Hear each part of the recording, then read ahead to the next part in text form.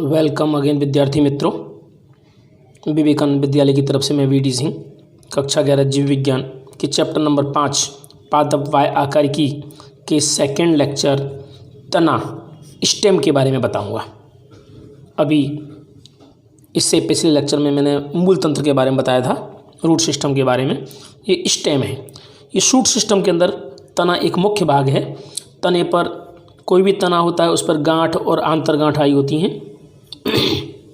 जैसे कि गन्ने में तुमने स्पष्ट रूप से देखा होगा, तो इसे गांठ कहते हैं और बीच के भाग को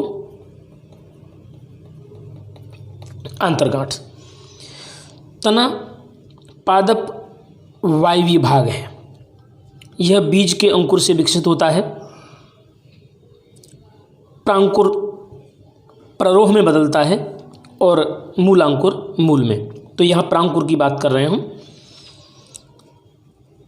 तने के जो लक्षण हैं, basic characteristics features of the stem. तना ऋणात्मक गुरुत्वाकर्षणानुवर्ती, धनात्मक प्रकाशानुवर्ती होता है।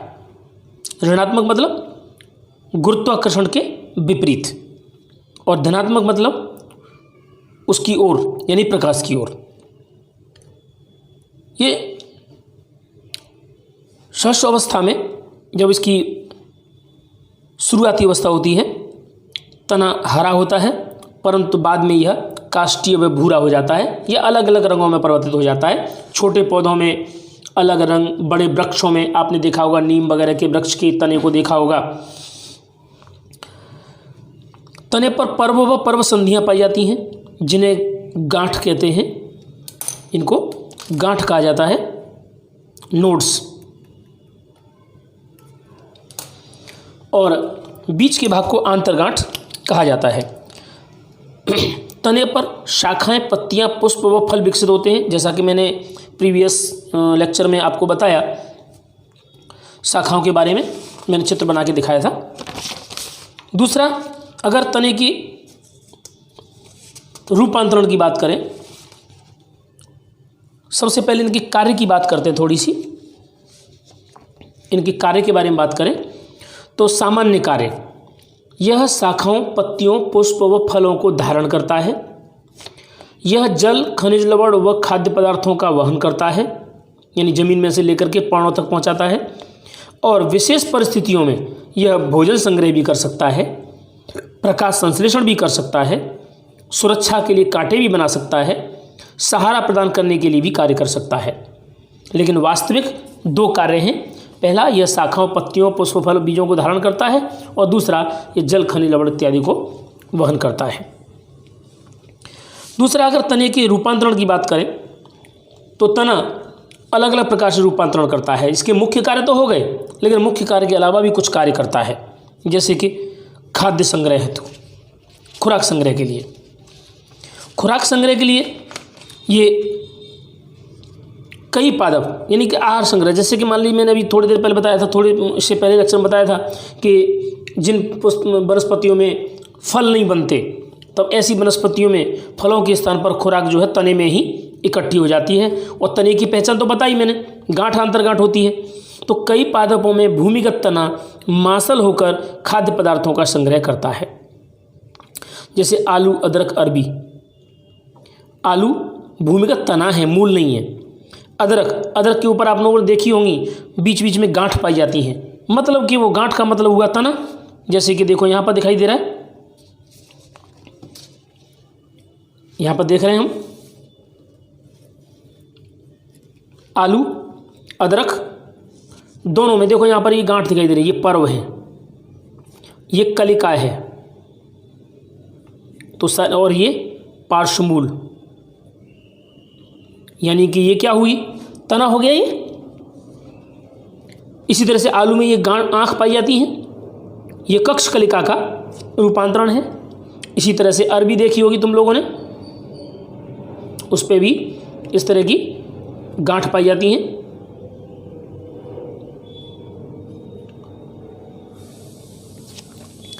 तो ये मूल द्वारा, तने द्वारा खुराक संग्रह के लिए रूपांतरण, जिसमें आहार संग्रह कर लेते हैं। दूसरा एक एग्जाम्पल है सहारा प्रदान करने के लिए, सहारा प्रदान करने के लिए ये वनस्पतियाँ शाकीय पादपों का तना पतले कुंडलित प्रतान में बदल जाता है। प्रतान मतलब जैसे कि वेलों को देखा होगा तुम लोगों ने, वेल जो चलती हैं वो वेल,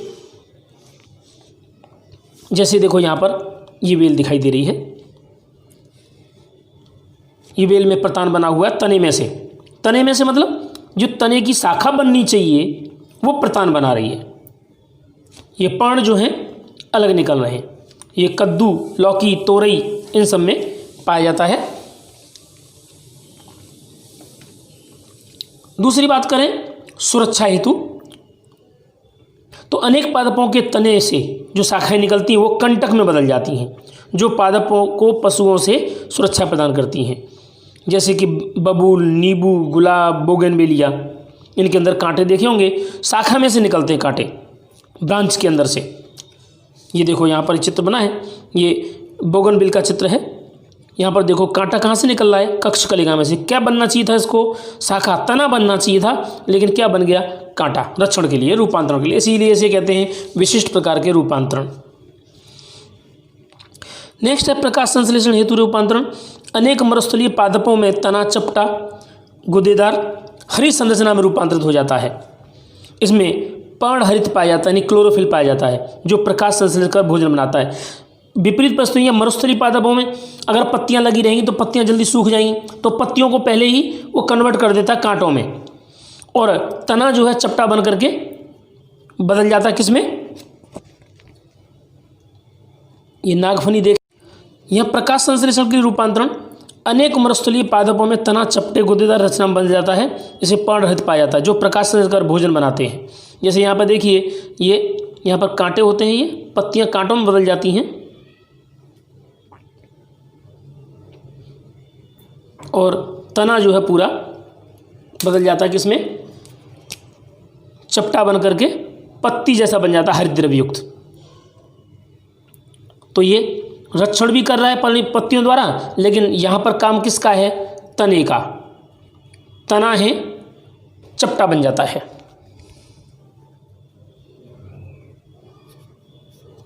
नागफनी में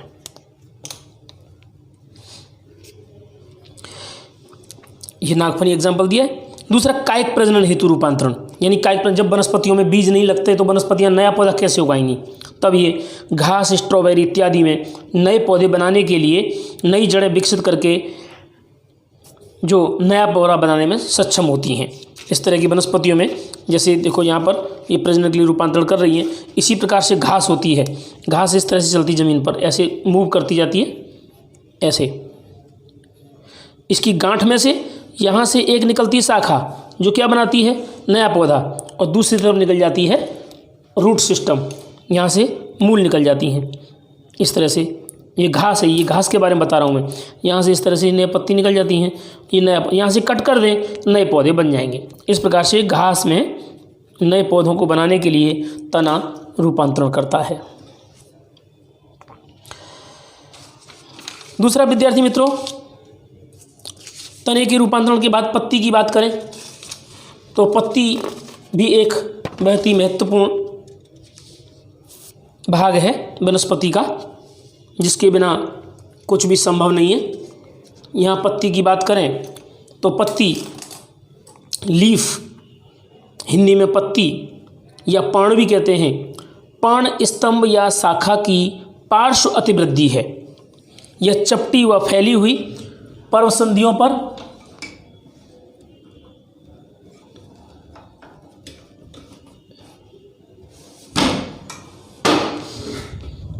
विकसित होती है। यह पत्ती व फैली हुई पर्वसंधियों पर विकसित होती है। ये अग्राभिसारी क्रम में लगी रहती हैं। अग्राभिसारी क्रम मतलब ऐसा क्रम जिसमें एक के बाद एक लगती चली जाती हैं, और पत्ती के कक्ष में कली होती है, उसकी पहचान है, जो शाखा बनाती है आगे चल करके। पत्तियां सामान्यतः हरी व प्रकाश संश्लेषण कर भोजन का निर्माण करने का कार्य करती हैं। यहाँ पर एक पत्ती की रचना देखो, यहाँ पे दी गई है। ये पर्णाधार है, ये शाखा है, ये शाखा पर लगी हुई है। अगर इस शाखा पर ऊपर और शाखा को लंबा कर दे तो यहाँ से दूसरी पत्ती निकलने लग जाएगी। पत्ती के 3 भाग होते हैं, एक पर्णाधार, पर्णवृंत और पर्णफलक। पर्णफलक के भी 3 भाग होते हैं, पर्णाग्र, स्तरिका और पर्ण किनारी। यहाँ पर पर्णवृंत की कक्ष में पर्णाधार के पास 2 जोड़ी में अनुपर्ण निकलते हैं दोनों तरफ, जिसे हम अनुपर्ण कहते हैं, स्टिपुल्स। और जो पर्णवृंत होता है ये इसके दोनों तरफ होता है और इसी के कक्ष में से निकलती है कक्षीय कलिका, जैसा कि मैंने लेबलिंग किया हुआ है, नामांकन किया हुआ है। तो यहाँ पत्ती की रचना के बारे में बात करें तो इसके 3 मुख्य भाग बताए गए हैं। पर्णाधार, पर्ण का वह भाग जिसके द्वारा पर्ण तने व शाखा से जुड़ी रहती है, पर्णाधार कहलाता है।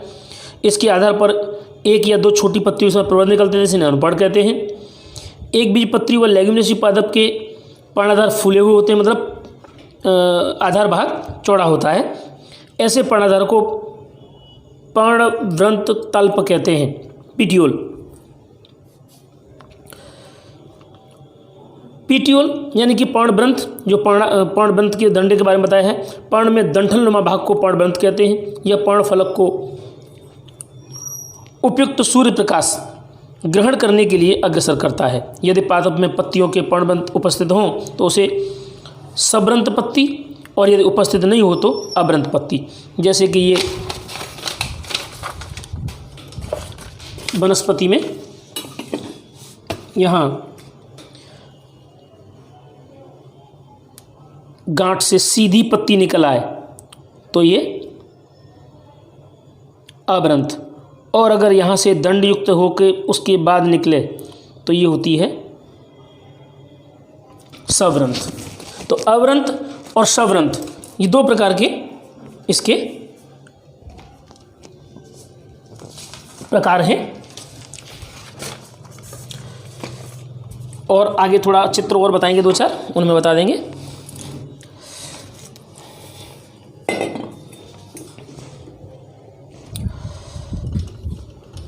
इसके अलावा पर्णफलक की बात करें तो इसके बाद में पर्णफलक है। पर्णफलक यानी कि विस्तारिका, लीफ ब्लेड कहते हैं इंग्लिश में। पर्ण का हरा चपटा फैला हुआ भाग पर्णफलक कहलाता है। पर्णफलक के मध्य में धागेनुमा संरचना को मध्यशिरा कहते हैं। मध्यशिरा से अनेक शिराएँ और सिरकाएँ निकली होती हैं। ये पर्ण को दृढ़ता प्रदान करती हैं, जल, खनिज, लवणों को, भोजन को इत्यादि को स्थानांतरित करती हैं। इनके फैले हुए इन शाखाओं को, ब्रांच को हम शिरा विन्यास कहते हैं। पर्ण में शिराओं व सिरकाओं के विन्यास को शिरा विन्यास कहते हैं। शिरा विन्यास 2 प्रकार का होता है। एक समांतर शिरा विन्यास, जब शिराएं मध्य शिरा के समांतर व्यवस्थित हों तो समांतर शिरा विन्यास।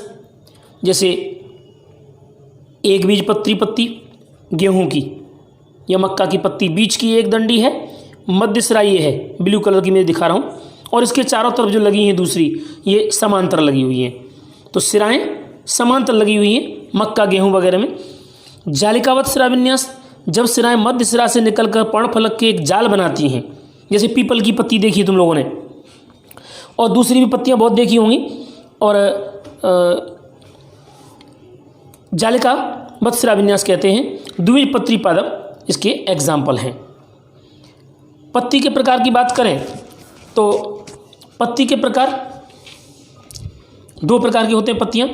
सरल पत्ती, जब पर्णफलक अछिन्न अथवा कटी हुई ना होकर संपूर्ण रूप से फैली हुई हो तथा कटा मध्य शिरा तक नहीं हो तो इसे सरल पत्ती कहते हैं।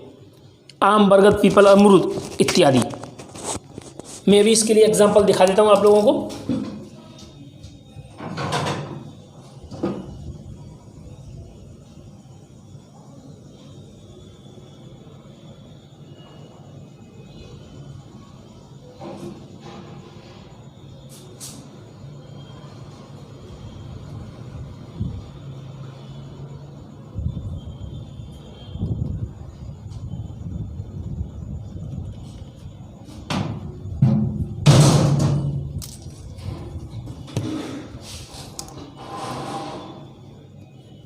देखिए ये सरल पत्ती है, पूरी एक है, इसकी किनारी पूरी की पूरी कटी फटी नहीं है। और ये संयुक्त पत्ती है। देखिए एक पत्ती है, ये एक पत्ती में किनारियाँ कटी फटी हैं, इसको संयुक्त पत्ती कहेंगे, क्योंकि बहुत सारी पत्तियाँ हैं, पाणिकाएँ इसके अंदर, इसलिए इसे संयुक्त पत्ती कहते हैं। ये नीम में पाई जाती है। यहाँ पर मैंने समांतर शिराविन्यास वाली पत्ती दिखाई है, समांतर शिराविन्यास, बीच के मध्य में समांतर शिराविन्यास है। देखिए पास से गेहूं में, मक्का में इस तरह की पाई जाती हैं। आम, बरगद, पीपल, अमरूद इत्यादि में सरल पत्ती होती है। ये अमरूद की पत्ती है ये, और ये नीम की है, जिसके बारे में अभी बताते हैं। संयुक्त पत्ती, जब पर्णफलक में कटाव मध्य सिरा तक पहुंचे, ये देखिए कटाव मध्य सिरा तक पहुंच रहा है, ये मध्य सिरा तक कटाव पहुंच रहा है इसका, जिसके फलस्वरूप अनेक पर्णक बन जाते हैं, तो इसे संयुक्त पत्ती कहते हैं। ये चित्र यहाँ पर मैंने बनाया हुआ पहले से। इसके दो प्रकार हैं, एक पिच्छाकार संयुक्त पर्ण और हस्ताकार संयुक्त पर्ण। पिच्छाकार मतलब पिच्छ जैसी नीम की पत्ती, पर्णक एक मध्य सिरा पर स्थित होते हैं, लगातार क्रम में मध्य सिरा पर पूरे ऊपर तक जाते हैं। और हस्ताकार में पत्ती के अनेक पर्णक एक ही बिंदु से, यहाँ से देखो एक ही बिंदु से उत्पन्न होते हैं, तब इसे सिल्क कॉटन का वृक्ष जो होता है, ये हस्ताकार संयुक्त पर्ण का उदाहरण है। अब इसकी पर्ण विन्यास की बात करें तो पर्ण विन्यास तने या शाखा पर पर्णों की व्यवस्था को पर्ण विन्यास कहते हैं। पादपों में यह 3 प्रकार का होता है। एकांतर पर्ण विन्यास, एकांतर देखो एक पर्ण यहाँ लगा, एक पर्ण यहाँ लगा। जैसे इसकी बात करें तो देखिए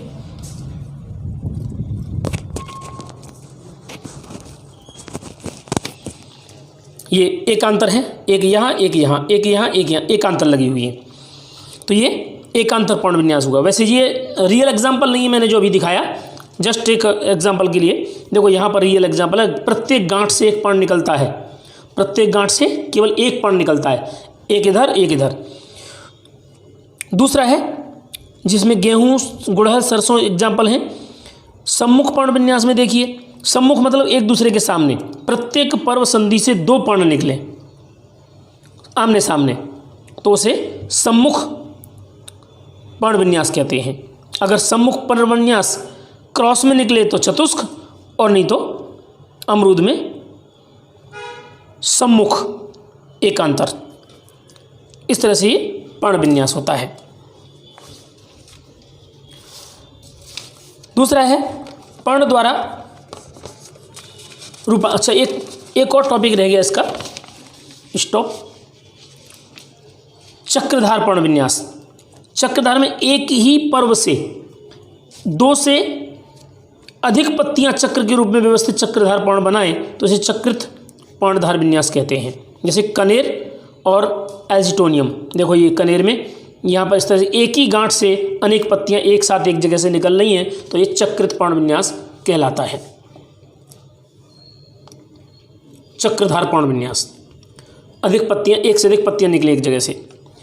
अब पत्ती के रूपांतरण की बात करें तो पत्ती के रूपांतरण जिस तरह से हमें तने के और मूल के पढ़े, उसी तरह से यहाँ भी इसके रूपांतरण है। तो सबसे पहला है खाद्य संचरण हेतु, मतलब खुराक संग्रह करने हेतु।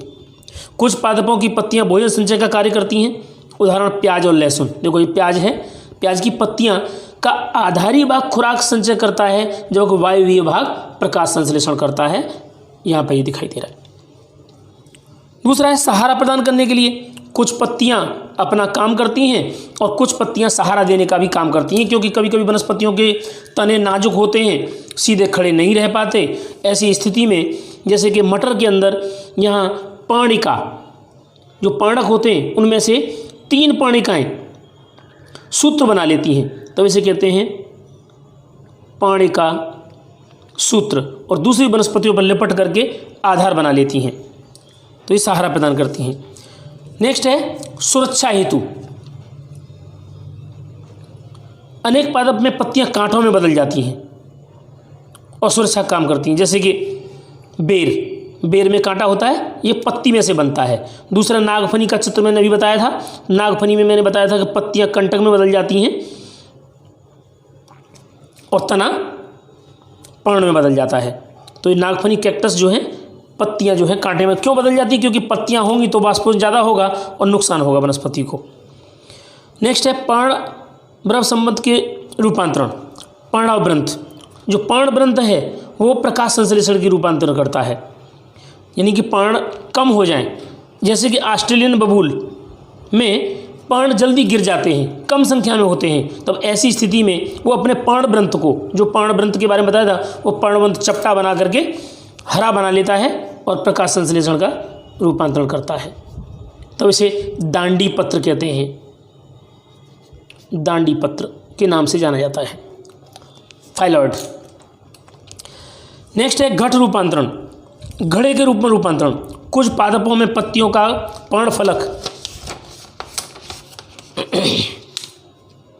घट में तथा पर्णशिखाग्र उसके ढक्कन में रूपांतर हो जाती है, जो कीटकों को पकड़ने में सहायक होती है। ऐसे पादप कीटाहारी पादप कहलाते हैं, जैसे बीनस फ्लाईट्रिप, घटपर्णी। ये घटपर्णी का चित्र है। बीनस फ्लाईट्रिप भी होता है इस तरह का ही। इनके पर्ण के अग्रभाग कलश में बदल जाते हैं। जब कोई कीटक आके इस कलश के ढक्कन पर बैठता है तो ढक्कन नीचे चला जाता है और कीटक जो है अंदर ही अंदर रह जाता है। ढक्कन बंद हो जाता है लेकिन कीटक बाद में निकल नहीं पाता। ऐसे ये नाइट्रोयुक्त पदार्थों को ग्रहण करते हैं। थैंक यू दोस्तों। पर्ण की रचना के बारे में पूरा हुआ। अब हम पुष्प दल और पुष्प विन्यास के बारे में अगले लेक्चर में बताएंगे।